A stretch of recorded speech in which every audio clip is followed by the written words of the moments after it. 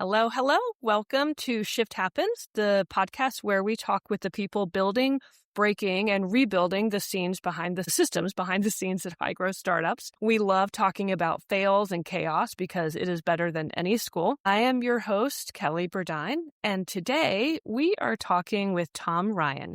He is the founder and CEO of a company called Bigly Sales, and they do TCPA compliant, high volume AI calling solutions. So this is a very interesting sector, and he has a lot of fun stories to tell. We've spoken before, and I kind of grabbed onto some interesting highlights from what he is experiencing and where he's taking his company. So let's get started. Tom, why? I was going to say chaos and breaking things are two of my specialties. Is that your specialty? Those are two of them, two of my primary skills. Well, then you're in the right place. Welcome to the club. In terms of your company, you're in such an interesting sector. This gives you an extra spicy layer of things to deal with. Why does the 20-second version, why does the world have so many illegal robocalls? And why is it still so hard to do that the right way? Well, number one, I think most people don't even know the rules. That's the first thing. It's hard So you to follow bothered to learn the rules. It's hard to follow the rules if you don't know what they are. I go to compliance conferences all the time. I'm the only person there with the voice AI company. I'm literally the only one there. And it's conference after conference after conference. So maybe they know these things and they're just not showing up there. But, I really think that most people are totally ignorant of the rules and the penalties. 10 years ago, it was kind of a so what. And it used to, even 5 years ago, it used to be if you got hit with a TCPA violation, someone would come in and say, hey, you called me and you weren't supposed to call me, and you'd pay them 5 or 10 grand and they'd go away. Now these are they're pretty much all class actions. I think it was 80% of the cases last year were class actions. And the number of class actions in the last 5 years has gone up about 1,000%. And the class action, now it's, hey, you made 1 million illegal calls. That was $500 per occurrence. So please cut us a check for $500 million at your earliest convenience. My gosh. Yeah. And then it can put you out of business. And there was some company the other day that got hit with one of these where they didn't have the money. And the lawyer said, that's okay. Just pay us your total earnings for the next 15 years. So these guys are paying $2 million a year for the next 15 years. So this is something that can actually put you out of business. And, the people being targeted. It's kind of worth it to learn the rules then, isn't it? It's worth it to learn the rules. The people being targeted are big companies where Citi just paid a $30 million fine and or a $30 million settlement. And Albertsons just paid a $6 million settlement. And if you go down the list, there's company after company after company paying 7 and 8 figure settlements right now for these TCPA violations. It's a cash grab for the trial attorneys. Yeah. They can walk in there and say, hey, we got you dead to rights. Pay me $1 million and I'll go away. Yeah. Pay me a couple hundred and I'll go away. But it's not 5 or 10 grand anymore, or you got to go to court and you got to spend $50,000 on a lawyer. Yeah. Now it could be 5 or 10 million or 500 million or $1 billion, depending on the volume of calls. Jeez. So, it can literally put you out of business.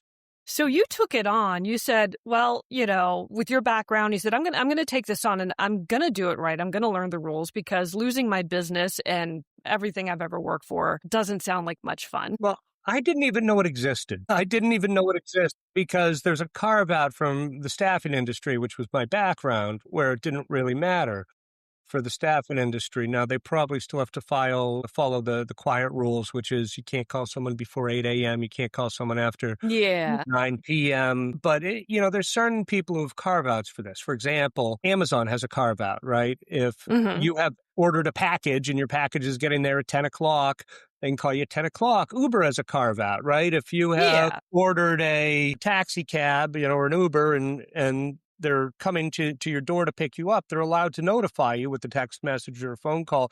Hey, I'm here for the ride, and you can't sue them and win. So there's certain carve-outs there that exist. But for most of the world, if you're doing a sales type call, it has to be between 8 a.m. and 9 p.m. federally. Yeah. That's the Mhm. nationwide rule. And, it's really for sales or marketing type calls. And then you have the question, well, what's a sales and a marketing call? And a lot of this stuff isn't really settled case law and is different in different states. Yeah. So it's really complex. And once you get into the weeds with this, of what's a violation, what isn't a violation. But again, I think most companies don't know it. And, They you just know, don't know what they don't know, and they think, "Oh, this seems like maybe it seems easy on the surface," and they and think, "Oh, I'm gonna." you have some industrious young sales reps who want to make some money and they get hired. They say, I'm going to go and I'm going to call a bunch of people. And then they don't realize that every call they made was actually a violation, is Yeah. actually legal. And there was 2,000 cases last year, 2,000, of these lawsuits filed. There's Yeah. probably more demand letters and things like that that didn't make it, into my numbers. Yeah. That's still So a the tiny message here is, fraction. hey, kids, if you want to start a business, understand the legal side of what you may be trying to do. Well, this And so affects you, everyone.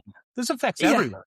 This is you, every person making a sales call that is B2C. So yeah, what this basically says, the Telephone Consumer Protection Act, yeah, because we didn't really define this, and I assume just no one knows, yeah, is you're only allowed to call consumers if they have given you prior written consent. What that means is if a realtor picks up the phone out of the blue and starts calling you, now I think everyone gets one free call a year, but on your second call, right, to a person, you're now in violation.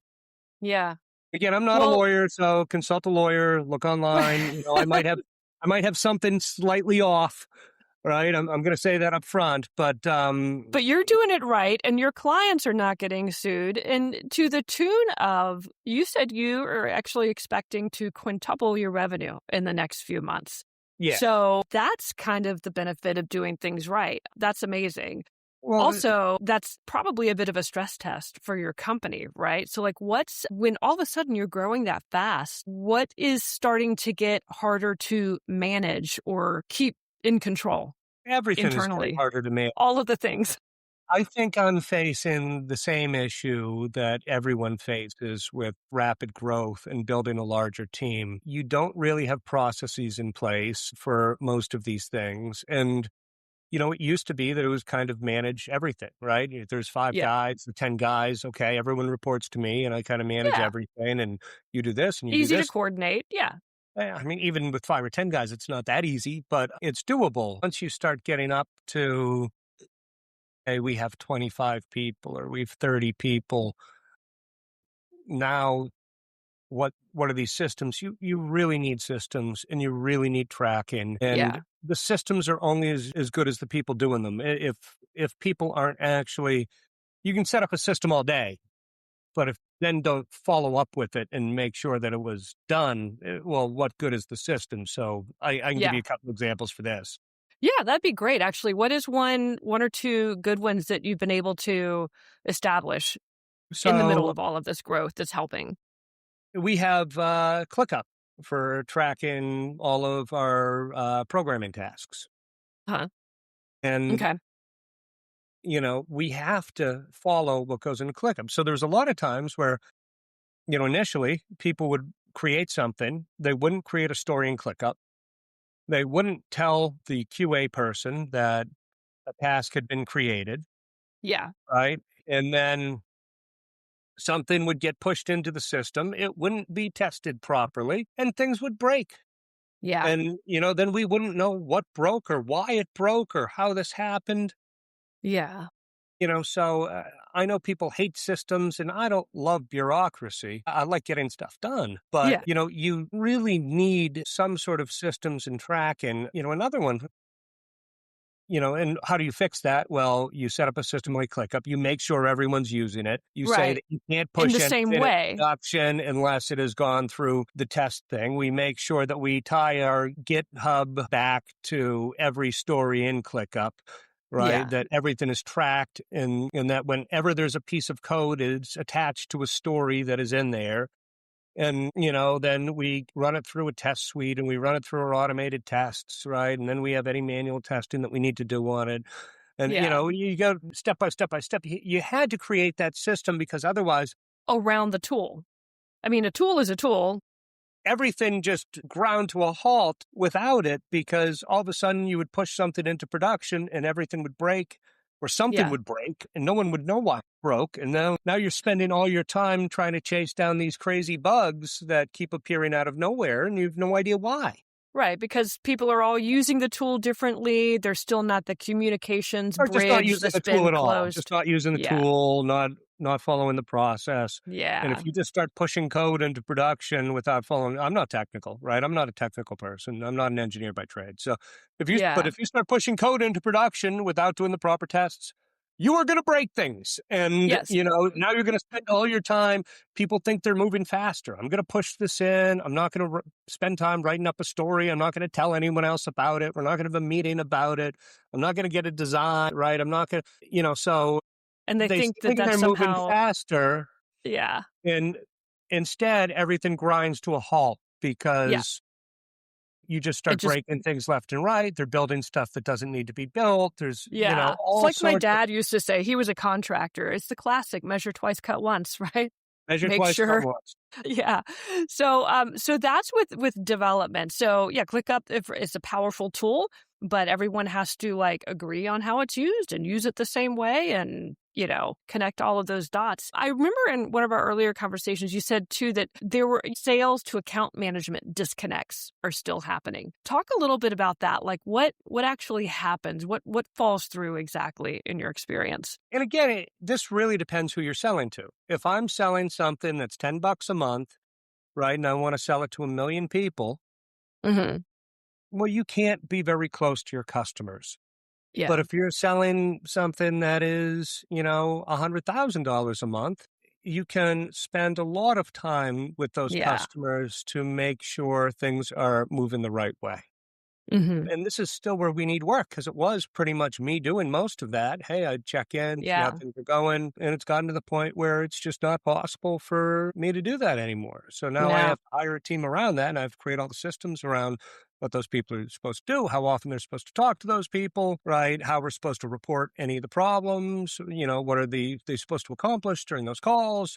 All of those things need to be written down and documented. I forget who told me this the other day, but Yeah. every system, everything you do needs to be documented. If your people are doing it wrong, it's your fault because you're not documenting what needs to be done and they haven't been trained on how to do it. So it's your failure, not theirs. Yeah. Now, So I'm you not guys saying have you're a bad employee who's just lazy, but if everyone is having problems, it's you, it's not them. right, right, right. And so you guys have agreed on a system and a process now. I mean, obviously But we're still refinement has working to on it. happen along This the is a way. work Yeah. in process right now. I wish we had Yeah. this one buttoned up, but I forget who was this is another old one, you get what you inspect, not what you expect, Yeah. right? You Yeah. have to be looking at all these things, you have to be measuring it, right? So we're tracking how many uh, new customer meetings are we getting a week, right? Is kind of the lead edge of our funnel. Where are we getting those from? How are we getting those people in the door? Yeah. How many of those are closing? It's a lot to track After and make after sense they of. get closed, right? We're not done after they get closed. We gotta No. make sure they're getting set up on the tool. We gotta make sure they're using it. Onboarding. Yeah. We gotta make sure that it's being optimized properly for them. We need to so we're doing a lot more hand-holding on this because this is complex enough stuff that people are just gonna get it wrong if left to their own devices, and most of them are gonna end up churning. They're gonna say it doesn't work for them, and they don't know why, or they can use it for an unbelievably simple use case, but that's about it. Yeah. Yeah. Yeah. So you It's guys the answer have a phone lot. after hours. Yeah, of course. Yeah. No, getting there's so many data points to not just track, but to like make sense of and, provide context for all the teams and keep carrying it forward. And then when you multiply that times high volume, moving fast, you're still working on that. So like what is one thing that scares you most during a big influx, a big revenue spike? I mean, I don't know if there's something that scares me during during a revenue spike, but what we want to make sure is we're taking care of people and they're not churning, right? Yeah. So the thing that scares me is we don't handle the new clients properly Yeah. we don't do a good job taking care of those clients, they get frustrated with the experience and they go somewhere else, Yeah. before we've really had a chance to turn that into revenue. Right. So Right. Right. we don't want to get 90% of the way there and then drop the ball on the goal line. Right, because I mean, you've worked so hard to build up that confidence, scope out the right solution for them, and it's all ready and it's all great stuff. But if there's that last minute disconnect in the onboarding, then that could like really tank their lifetime value for you. Well, the whole thing So, can go south. They can yeah. churn, right? And if they churn, there's zero lifetime value. Well, yeah, if they So don't get started at all. what Yeah. scares me is they either come on board and they leave after a few weeks or a few months, or they don't, finish getting all the way on Yeah. board. So it's making sure that we take everything to fulfillment and that we have them optimized and that we have it working well for them. And then, there isn't a ton of work once someone is up and running and live, unless they want to do a new project, they want to expand, they want to add a new line of Yeah. business, so then it's kind of easy peasy most of the time. Not that we couldn't do a slightly better job there, but, it's getting them to that point where, hey, we have something, it's working, it's optimized, we're doing it the way that we want to do it, we're getting the results that we want to see out of it, we're getting our, you know, I mean, for most guys, there's just a huge ROI on doing this right. It's just Yeah. massive for the industries we deal with. Most of the ones who have big call centers, they're pretty high ticket, right? Yeah. So if I'm dealing with Yeah. home service, someone wants a new roof, it's probably a 25 or $30,000 project. Mhm. If someone wants to get siding or floors or redo their bathrooms or redo their kitchen or anything you think of in a house, you're probably talking somewhere between 10 and 100 grand Yeah. for most of these projects. If we're doing something that's loans or debt related or something along those, again, we're talking thousands or tens of thousands of dollars for the businesses involved. So Yeah. insurance, recurring revenue, thousands or tens of thousands of recurring revenue. We do tons of insurance work. Wow. So yeah, these are big numbers for the company. Yeah. And it's generally just a massive, massive win for them where once they can get this across their whole organization, it's probably going to be tens of millions a year for a lot of these businesses. Yeah, yeah. So it's worth it to like keep the whole process tight and keep that relationship clear and, informed. And I'm hiring people right now to help manage those relationships because, Yeah, they really want a personal touch. And I'm of kind of course. splitting the technical role from I don't need the technical person doing the customer support. So I'm going to hire someone who's They can the speak a normal relationship language. manager, Yeah, can talk to them and, that they want to check in with and they want to hear from them and pair them with the technical person who's going to do some of the tech work. yeah. And, If when that applies, that's yeah. my Because to solution your point, today. it's not a $20 a month subscription. Like they need attention and they need support and they need to be heard. And if it's a $20 a month subscription, it would put you out of business having that model. Right. Yeah. So things are getting, saucy and busy and all sorts of good stuff. And you're hiring people, which is wonderful. If there was any one manual task, and you may already be working on it, but if you could say there's one manual task I would love to have AI do, what would it be? Well, I'm starting to work on all of my tasks and Hmm. automating them. So I'm not technical, but I love these tools and I love the things that you can do. And the fun thing is you don't really have to be technical for a Yeah. lot of them. Some of them on the coding side, they're still a little tough to use and I still make mistakes, but I'm starting to automate my marketing. I'm starting to automate just doing fun projects, right? Like, I built a Minecraft world generator this weekend with my son. So he can type in a world that he wants and it will generate a world for him automatically. Yeah. Right. And this is a project, if you asked me to do that a year ago, I would have said it was impossible. Yeah.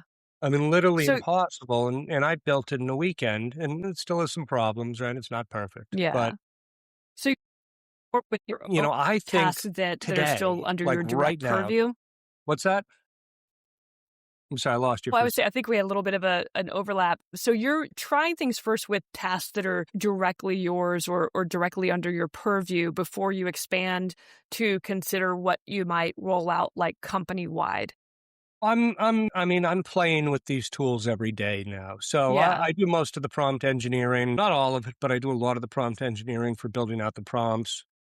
I'll give everyone a tip. If you want to write a good prompt, ask Claude or ChatGPT how to write it and have it write it for you, or Grok or Mhm. Gemini or whatever your favorite LLM is, Yeah. and tell it what you're trying to accomplish and then have it write it for you. And when it invariably isn't perfect, have it rewrite it for you and say, this is what it's supposed to do. This is what's broken. How do you fix this? Yeah. Tell it which LLM you're using, and it will probably write it up and probably do a fabulous job Yeah. of doing it for you. Like, what's one of the Typical first primary outcomes you're looking for? Are you trying to reduce, like your, administrative load? Are you looking for like, how can you use this to result in fewer support tickets or, I what's one of the primary outcomes you're going for first? I think in the next few months, I can automate pretty much everything that I need to do and most of the work for the company by building these tools out. So Wow, that's probably going to ambitious. hire. I'm probably going to hire. I think we can do it, right? I Yeah. think we can do it, and I think people are doing this right now with varying levels of success. So Hmm. I'm going to look at all the marketing and all the sales and how we are getting all of our leads in and how we're reaching out to all of those leads, how we're following up with all of those leads. And I would like to automate that entire sales process for us internally. And then, our bread and butter is the AI that we built. This is just kind of how do we want to manage things internally? And the way I want to manage them is I want AI to do everything. Now, that's not you tell it to do everything for you. That means you build 100 different agents that do 100 different tasks. And now most of your job is going to be looking at those agents, making sure they're doing things the right way. Yeah. But I think we've got here. I think it just came in the last month or two that we're actually to the point where you can have the agents do most of the work for you. And if you look at a company like Claude or OpenAI, or I guess Anthropic is their name, not Claude, but they make Yeah. Claude and OpenAI, their internal dev teams are doing this right now. They're doing all of their work using the AI. Hmm. 100% of their code is being done using the AI. And then Hmm. all of your marketing tasks you can do via the AI. So over the last couple of days, I built out the world generator. I built a trading bot for me where I'm doing a bunch of different trades on Kalshi using this bot. And some of them are working and some of them aren't quite working, Yeah. but it's What's fun. is there And like is I there a dark side you're kinda keeping an eye on, especially when, your personal stuff is one thing, but in terms of what you're trying to roll out for the company, so is security issues or hallucinations or just, triggering well, the I can tell you wrong. how to deal with hallucinations. You don't run something once, you run it multiple times. Mhm. So it might hallucinate once, but Yeah. you have another LLM take a look at it and check it out. And then you have to check the output and see if it's working properly. So again, there's ways to stop all of this stuff, and it's all really well documented online. And I'm not Mhm. saying you can't screw it up. You absolutely can. Yeah. But the way to get rid of the hallucinations is I have a second LLM look at it and then, okay, or a different instance of the same A LLM. little bit Hey, of a take a look at sanity this. check. Yeah, pick it apart, find any problems with it, and it will find 15, 20, 30 different problems. And then, okay, let's fix all those problems, write it again. And then you give it to another one. Hey, find all the problems with this. And it's going to find additional problems. Okay, what are those problems? And some of those you might not think are problems, right? Some of Yeah. them, no, that's how I wanted it to work. Leave Yeah. that alone, change this one. You have to actually review it and you have to look at it, but I would like to see how much of my job and doing my job 100 times more effective than I could do it, 100 times more quantity than I could do it, that I can automate. And that's kind of what I'm working on for the next few months because Yeah. the system is to have an automated tool do everything for me. Boy, that's a lot easier than trying to hire and manage 100 people.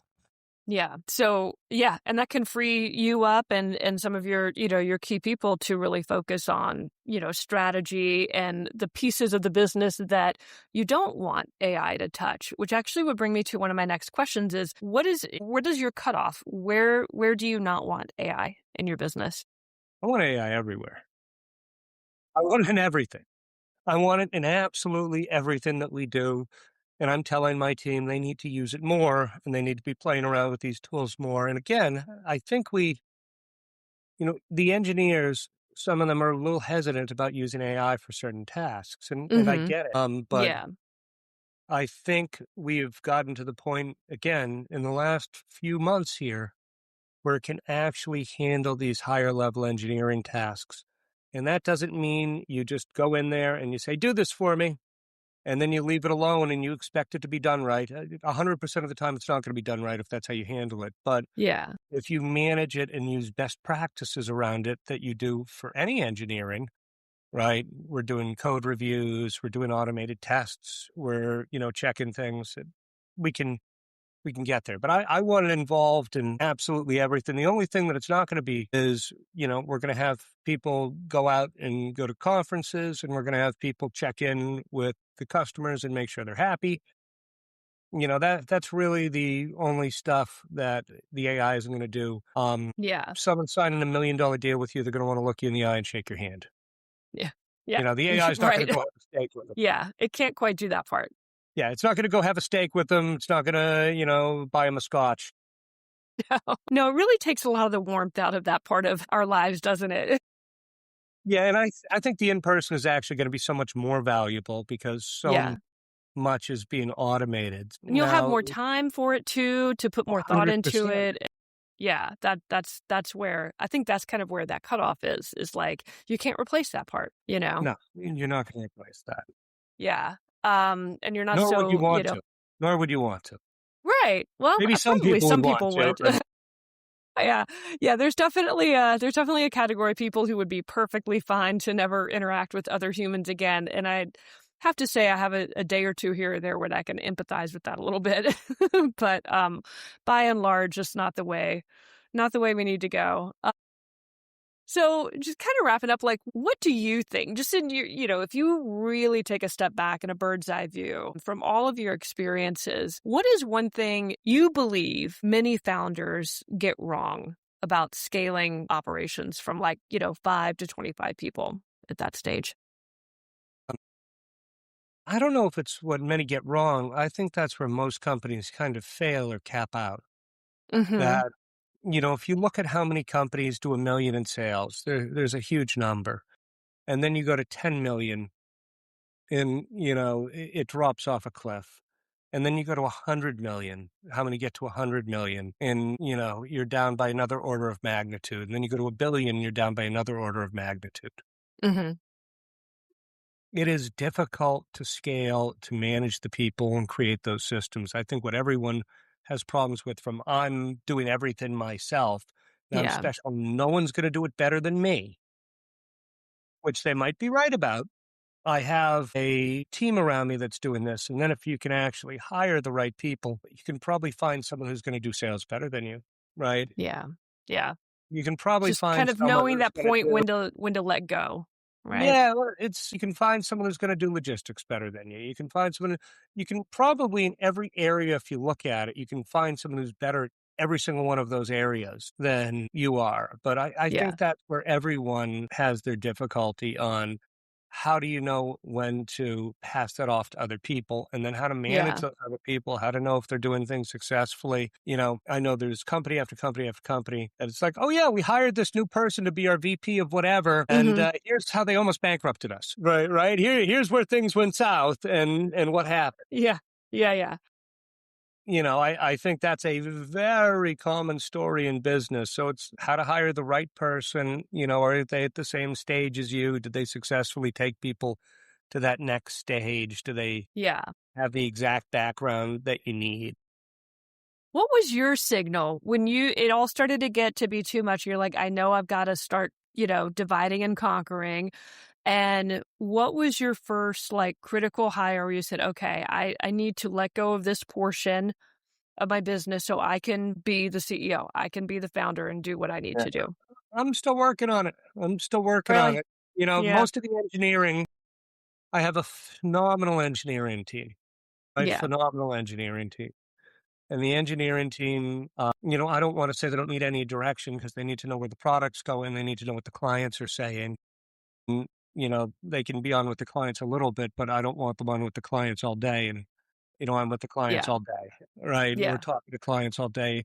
I'll go to a conference. I'll meet 300 people at that conference. I'll hear about all the different things they're doing, about all the different challenges. They just can't get that from, you know, taking an hour out of their day every once in a while to do something. So they're phenomenal, and they really need very little instruction, and particularly on the infrastructure stuff, the DevOps, and you know, I have no idea what they're talking about. It's just, hey guys, go ahead and make it work. I trust you. Yeah. And if you Yeah. hire right, you can actually trust people. You know, Yeah. if you hire the right way, you can trust people. Yeah. So it's You know, definitely worth investing the time and the attention to selecting the right yeah, skill sets, the right experience, or just even just the right, I guess, character yeah, it's is if you super hire wrong important. in engineering, you know, I think there's if you hire a good guy or a great guy who's a 10x, you know, engineer, and then a lot of guys are kind of the 1 or 2x engineers. And then if you hire a bad engineer, he's like a -3 to a -5 Hmm. because he distracts everyone else and he breaks your system all the time, right? Yeah. And he actually drags you backwards. You know, it's not. I'm adding a little bit. It's just a negative. And then Yeah. on the sales side, if you hire people and you don't have the right lead play, you know, the one big thing I can say for all of the companies that I've seen that are successful, they have their leads figured out. Yeah. So it's not just to be TCPA compliant. It's for these businesses, if you're calling people with high intent that are actually interested in your product, you're going to close them at 100 times the rate of if you're calling the phone book, you Yeah. know, and if you're calling the phone book, you know, you having to work 100 times more to get a deal. There's a huge opportunity cost that you have a person that you're Gosh. Yeah. paying There's so much $1,000 waste. a week or $2,000 a week that is calling that phone book, Yeah. and they might get a deal every week or two, versus you have someone who has a bunch of leads of people coming in that are ready to go right now, and they might have 5 closes a day. So Yeah. just That the makes sense. amount of time you're wasting on that for every industry we look at, it doesn't matter what type of insurance or, you know, if they're doing debt settlement or if they're a loan business or if they're a home service business or whatever they're doing, if they have that lead flow figured out, they're getting those good TCPA compliant leads in, people that are interested and ready to go, they kill it. And if they don't, Yeah. Absolutely. I mean, that's they're for getting any business, right? that's Yeah. every Yeah. business. That's every business. And that for, you know, we'll look at a bunch of companies. You'll talk to a guy and he seems pretty smart and he seems to know his business pretty well, you know, and he seems pretty good on the phone and you know, he's like everything seems right, but they don't have the lead piece figured out and their business stagnates at 5, 10, 20 people and they never get past there. Yeah. You know, that's the other one that's just, you got to get those leads figured out and right. And, you know, Well, there's Tom, just a ton of places to get them. this has been a really fun conversation. You've got so many interesting things going on, and I love that you're so curious and trying to learn and test and experiment along the way. And you've got such a great company and offer and solution. So for our listeners and anyone else out there, on LinkedIn, where can they find you and how is the best way to engage? I mean, you've got your website. Are you guys active on LinkedIn? And I know that you personally go to a lot of conferences. What is a great way to engage with you and learn more about Bigly?